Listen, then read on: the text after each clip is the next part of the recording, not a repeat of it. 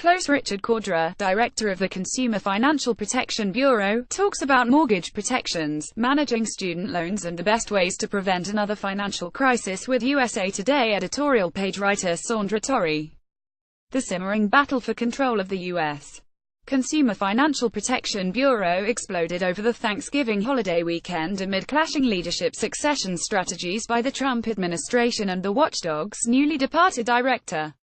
The moves left the Consumer Bureau with competing appointees named as its acting director and appeared to set the stage for an expanded struggle and potential court fight over the future of an agency widely criticized by the financial industry and Washington conservatives but lauded by consumer advocates. Richard Cordra, the Obama appointee who served as the Bureau's first director, launched the new battle late Friday by formalizing his previously announced plan to step down. In a letter to President Trump, Cordra highlighted the Bureau's record of returning nearly $12 billion to consumers cheated or mistreated by banks or other large financial companies. While Cordra's letter to Trump said his resignation would take effect at midnight Friday, it said nothing about a succession plan. However, in a separate email to staffers at the Consumer Bureau, Cordra announced he reassigned Leandra English, the agency's chief of staff, as deputy director.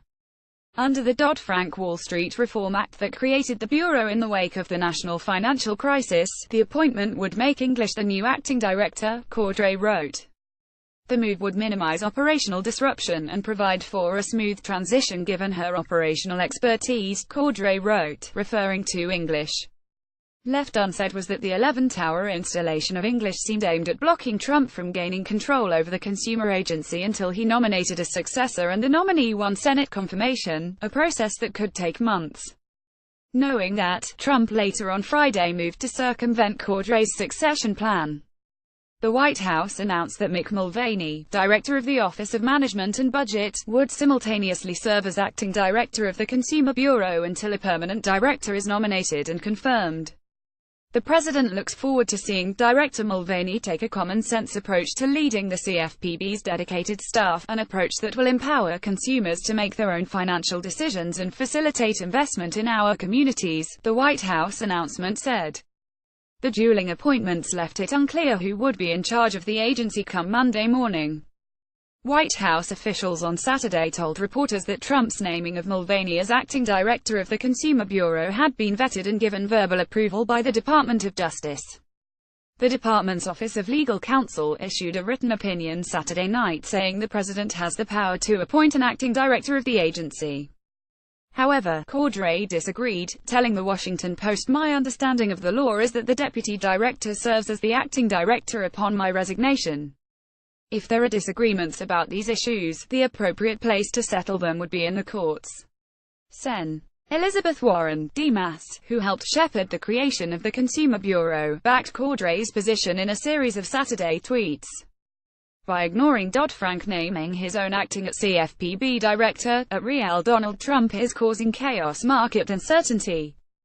So I agree with Rich Cordra, this needs to be decided in the courts. Elizabeth Warren at Sen. Warren, November 25, 2017. If at Real Donald Trump believes he is acting legally by ignoring Dodd-Frank, he should go to court, seek a judgment right away to settle this at CFPB dispute. Elizabeth Warren at Sen. Warren, November 25, 2017. More Consumer Financial Protection Bureau structure ruled unconstitutional. Court agrees to reconsider constitutionality of consumer agencies structure. Senate overturns new rule allowing class action suits against banks. Arbitration versus class action. What consumers should know about the difference. Ellen Kaplinsky, leader of the Ballard Spahr LLP law firm's Consumer Financial Services Group, on Saturday tweeted agreement with Warren about the need for court review.